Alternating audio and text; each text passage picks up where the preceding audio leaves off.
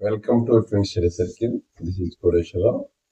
6th to 8th new maths textbook లోని figure it out exercise problems లోని problems కి discussion లో భాగంగా ఈరోజు second chapter lines and angles లోని ఫిగర్ ఇట్ అవుట్ 2.1 మరియు 2.2 ఎక్సర్సైజ్ లోని ప్రాబ్లమ్స్ డిస్కస్ చేసుకుందాం.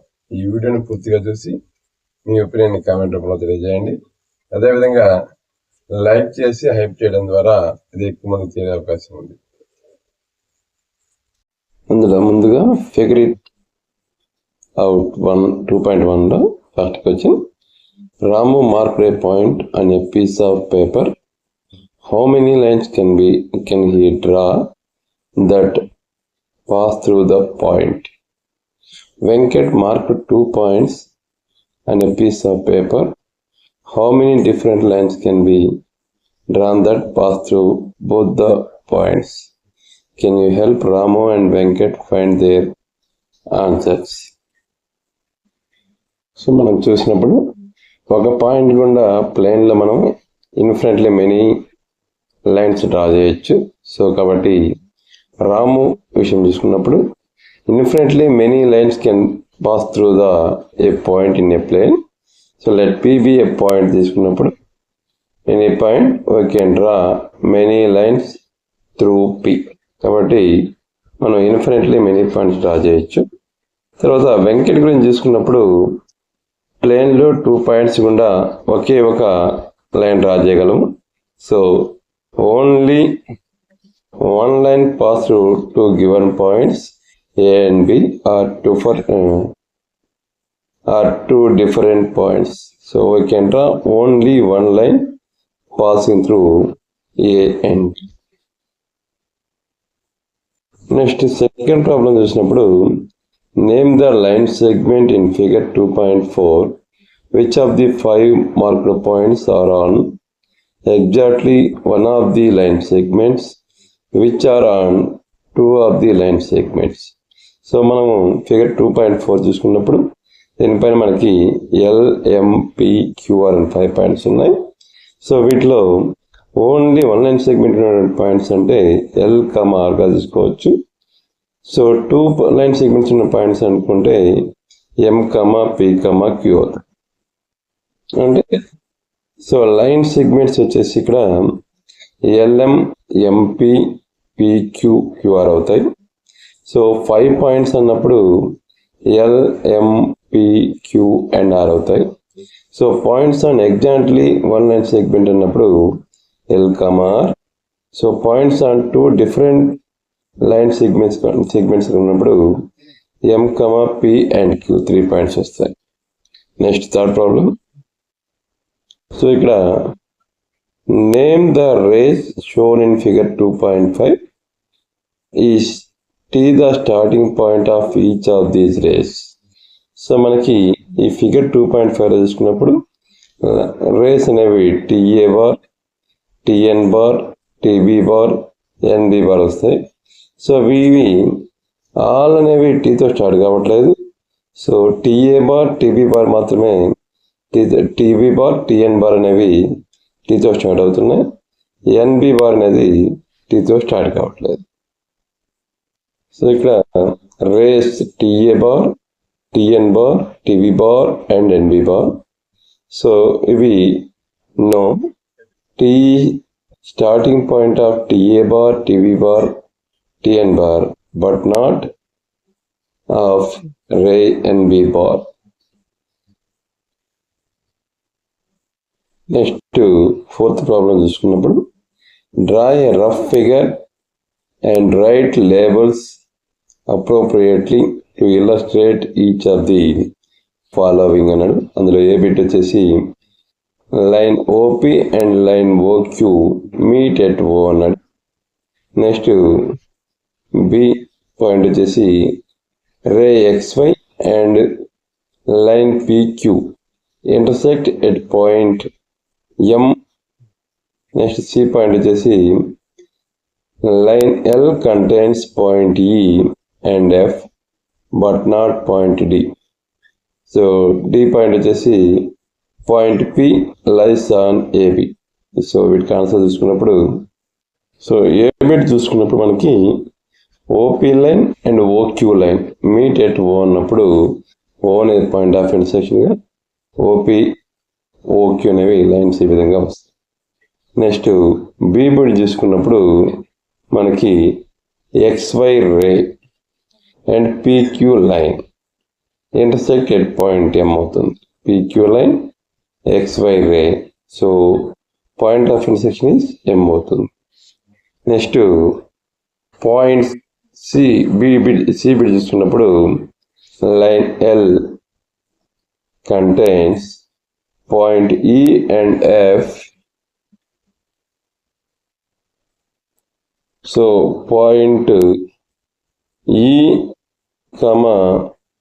F అనే పాయింట్స్ లైన్ మీద ఉంటాయి, డి అనే పాయింట్ లైన్ మీద లేదు. సో లైన్ L అనేది తీసుకున్నప్పుడు, సో ఈ L line contains point E and F and not point D. Point D అనేది L మీద లై అయి ఉండదు, సపరేట్గా ఉండదు.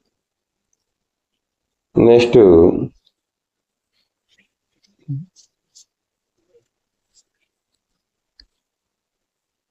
డిబి చూసుకున్నప్పుడు point P lies on AB. Point P lies on AB అయినప్పుడు ఈ లైన్ అనేది ఏబి ఉంటుంది, ఏబి పైన పి అనే పాయింట్ వస్తుంది. Next problem figure 2.6. In figure 2.6 name 5 points, A line, 4 rays, 5 line segments అన్నాడు. సో ఈ ఫిగర్ చూసుకున్నప్పుడు 5 పాయింట్స్ అన్నప్పుడు DEOCB అనేవి పాయింట్స్ అవుతాయి. లైన్ అన్నప్పుడు దీన్ని DB బార్ అని రాసుకోవచ్చు, లేదా EOOB కూడా రాసుకోవచ్చు. సో 4 రేస్ అన్నప్పుడు OB రే, OE రే, ED రేగా, OC రేగా రాసుకోవచ్చు. 5 లైన్ సెగ్మెంట్స్ అన్నప్పుడు DE, EO, OC, EB, OB కూడా రాసుకోవచ్చు. నెక్స్ట్ 6th ప్రాబ్లం చూసుకున్నప్పుడు here is a ray OA in figure 2.7. It starts at O and pass through the point A. It also passes through the point B. So first A bit, can you also name it as OB bar? Why? And yes, so it can be also name it as OB bar because ఈ OA bar అనేది ఓతో start అవుతుంది. So కాబట్టి OA bar పైన B అనే point కాబట్టి దాన్ని OB బార్గా రాసుకోవచ్చు. B point వచ్చేసి can write OA and AO as AO, why or why not అన్నప్పుడు నో. సో OA బార్లో O అనే స్టార్టింగ్ పాయింట్ అవుతుంది, డైరెక్షన్ OA సైడ్ ఉంటుంది. AO బార్లో A అనే స్టార్టింగ్ పాయింట్ అవుతుంది.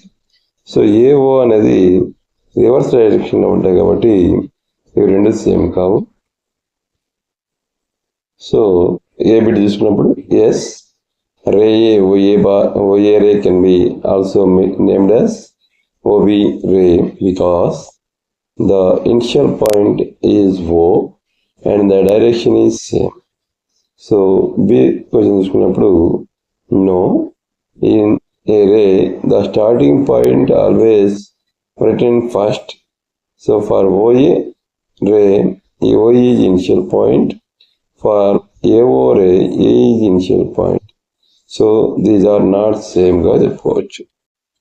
నెక్స్ట్ ఫిగర్ ఇట్ అవుట్ 2.2 చూసుకున్నప్పుడు and first question, can you find the angles in the given picture, draw the rays forming any one of the angles and name the vertex of the angle తీసుకున్నప్పుడు ఇక్కడ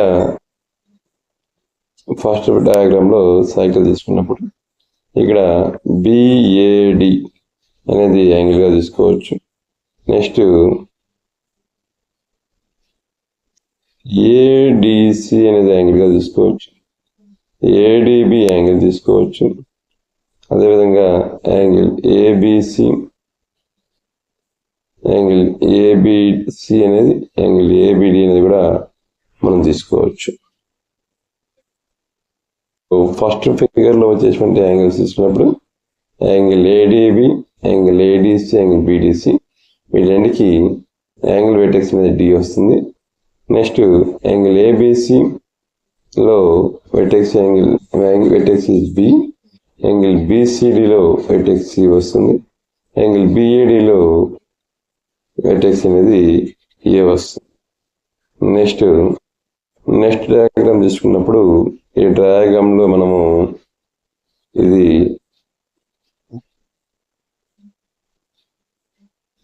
X why Z race తీసుకున్నప్పుడు angle XYZ అనేది angle అవుతుంది, vertex angle అనేది vertex అనేది why అవుతుంది. Second బిట్లో angle అనేది XYZ, so vertex అనేది మనకి వైగా వస్తుంది. సో నెక్స్ట్ థర్డ్ డయాగ్రామ్లో మనము ఇక్కడ ఈ పాయింట్ క్యూ, ఈ హైట్లో ఉన్నటువంటి పాయింట్ పి, ఇది పి, ఇది ఆర్గా తీసుకున్నప్పుడు మనకి యాంగిల్ QPR అనేది యాంగిల్ వస్తుంది. సో పి దగ్గర వెర్టెక్స్ అనేది ఉంటుంది. సో ఇక్కడ ఫామ్ అయ్యే యాంగిల్ QPR, సో వెర్టెక్స్ వచ్చేసి పి వస్తుంది పాయింట్. సో థర్డ్ బిట్కి యాంగిల్ QPR ఫామ్ అవుతుంది, అక్కడ వెర్టెక్స్ వచ్చేసి యాంగిల్ పిగా చెప్పుకోవచ్చు. Next fourth diagram. సో ఈ డయాగ్రామ్లో మనము ఇది డిఈ, సో డిఈ రే అనేది ఒకటి, నెక్స్ట్ ఈఎఫ్ రే ఒకటి తీసుకున్నప్పుడు ఇక్కడ ఎఫ్ అనే పాయింట్ తీసుకున్నప్పుడు మనకి angle DEF, so angle DEF అనేది ఫామ్ అవుతుంది. ఈ యాంగిల్ డిఈఎఫ్లో వెర్టెక్స్ అనేది పాయింట్ ఈ అవుతుంది. సో ఫోర్త్ పాయింట్కి యాంగిల్ డిఈఎఫ్లో వెర్టెక్స్ అనేది యాంగిల్ ఈ అవుతుంది.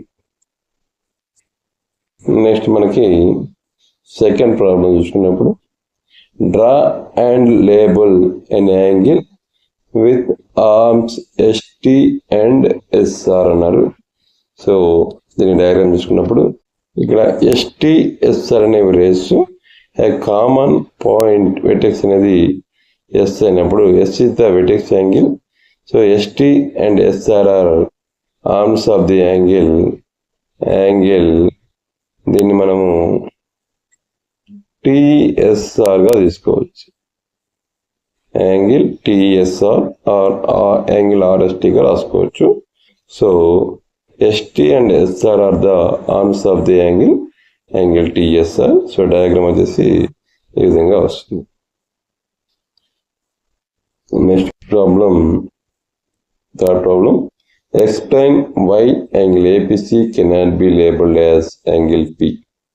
సో ఇక్కడ మనం డయాగ్రామ్ చూసుకున్నప్పుడు యాంగిల్ APC అనేది టోటల్ యాంగిల్గా వస్తుంది. సో ఈ టోటల్ యాంగిల్, కంప్లీట్ యాంగిల్ అనేది మనకి ఇక్కడ యాంగిల్ Pగా రిప్రజెంట్ చేసినప్పుడు యాంగిల్ APB అనే ఒక యాంగిల్ వస్తుంది. అదేవిధంగా యాంగిల్ BPC అనేది యాంగిల్ వస్తుంది. సో వీటన్నిటిని కూడా మనము యాంగిల్ Pతో రిప్రజెంట్ చేసుకోవచ్చు. అలా అయినప్పుడు అవన్నీ సేమ్ కావు కాబట్టి సో యాంగిల్ APC టోటల్ యాంగిల్ని యాంగిల్ Pగా రిప్రజెంట్ చేయాలి. సో ఇక్కడ angle APB, angle BPC, angle APC, ఈ 3 యాంగిల్స్కి P అనేది వెర్టెక్స్ యాంగిల్గా ఉంది కాబట్టి, కామన్గా ఉంది కాబట్టి సో దీన్ని యాంగిల్ Pగా మనం రిప్రజెంట్ చేయలేము. సో దీనికి డయాగ్రామ్ చూసుకున్నప్పుడు, దీని కాన్సెప్ట్ బాగా చూసుకున్నప్పుడు angle APC cannot labelled as angle P because more than one angle is formed at P. So PA bar, PP bar, PC ray are arms of the angles. So at P, so 3 angles are formed by, they are angle APB, angle APC, and angle BPC. So these are not same. Hence, we cannot labeled as angle P. So ఇవన్నీ same angles అయినప్పుడు మాత్రమే మనము angle Pతో represent. Next 4th problem చూసినప్పుడు name the angles marked in the given figure అన్నప్పుడు మనకు దీన్ని angle RTQగా ఫస్ట్ ఏరో మార్క్ తీసుకోవచ్చు. నెక్స్ట్ ఏరో మార్క్ యూజ్ చేసుకుంటే యాంగిల్ RTP, ఈ 3 యాంగిల్స్గా మనము రాసుకోవచ్చు. సో ఇక్కడ చూసుకున్నప్పుడు ఈ the common point to the rays TP ray, TQ ray and TR ray. So marked angles in the figure are ఏమొస్తుందంటే angle RTP, angle RTQ. Next మనం 5th problem చూసినప్పుడు mark any 3 points on your paper that are not on one line, label them ABC, draw all possible lines going through pairs of these points. How many lines do you get? Name them. How many angles can you name using ABC?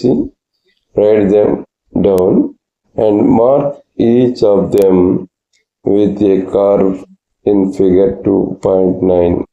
చూసుకున్నప్పుడు figure 2.9 చూసినప్పుడు మనకి figure 2.9లో ఈ curve అనేది ఇలా వస్తుంది. Vertex, this is initial ray, so this is final position of ray. So ఈ విధంగా మనము డయాగ్రామ్ని అంటే యాంగిల్ రిప్రజెంట్ చేయాలి. మనం ఇక్కడ ABC అనేవి 3 ఒకే లైన్ మీద లేనటువంటి 3 పాయింట్స్ తీసుకున్నాం. ABC are 3 points that are not on the same line. Next possible 3 lines అంటే ఏబిని లైన్ జాయిన్ చేసినప్పుడు AB line, BC line, CA line, 3 lines ఏర్పడ్డాయి. అదేవిధంగా పాసిబుల్ 3 యాంగిల్స్ అన్నప్పుడు యాంగిల్ ABC అంటే ఇక్కడ యాంగిల్ ABC, సో ఇది ఫస్ట్ యాంగిల్గా తీసుకోవచ్చు. Next angle BCA, so BC అనేది ఇనిషియల్ రేగా, CA అనేది ఫైనల్ రేగా తీసుకున్నప్పుడు యాంగిల్ BCA అనేది సెకండ్ యాంగిల్ వస్తుంది. నెక్స్ట్ అదేవిధంగా యాంగిల్ CA అనేది ఇనిషియల్ రేగా, నెక్స్ట్ AB రేని ఫైనల్ రేగా తీసుకున్నప్పుడు angle CAB. So possible 3 angles వచ్చేసి angle ABC, angle BCA, angle CAB అవుతాయి. నెక్స్ట్ 6th ప్రాబ్లం చేసినప్పుడు now mark any 4 points on your paper so that no 3 of them are on one line, label them ABCD, draw all possible lines going through pairs of these points.